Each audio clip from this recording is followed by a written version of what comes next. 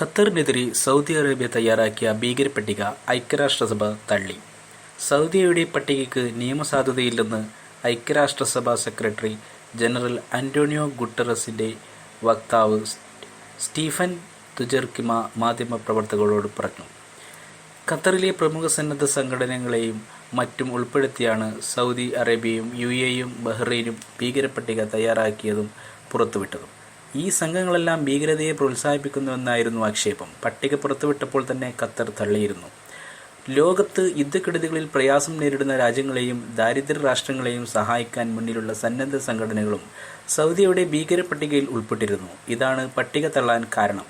UN-ന്റെ നടപടി സൗദിക്ക് കനത്ത തിരിച്ചടിയാണ്. ഖത്തർ ചാരിറ്റി എന്ന ഖത്തറിലെ ഏറ്റവും വലിയ സർക്കാർ ഇതര സന്നദ്ധ സംഘടനയെയും സൗദി പട്ടികയിൽ ഉൾപ്പെടുത്തിയിരുന്നു. ഈ സംഘടന ഐക്യരാഷ്ട്രസഭയുമായി ചേർന്ന് അന്താരാഷ്ട്ര തലത്തിൽ പ്രവർത്തിക്കുന്നവരാണ്. ഇവരെ ഉൾപ്പെടുത്തിയിട്ടുള്ള പട്ടിക അംഗീകരിക്കാനാവില്ലെന്നാണ് UN നിലപാട്.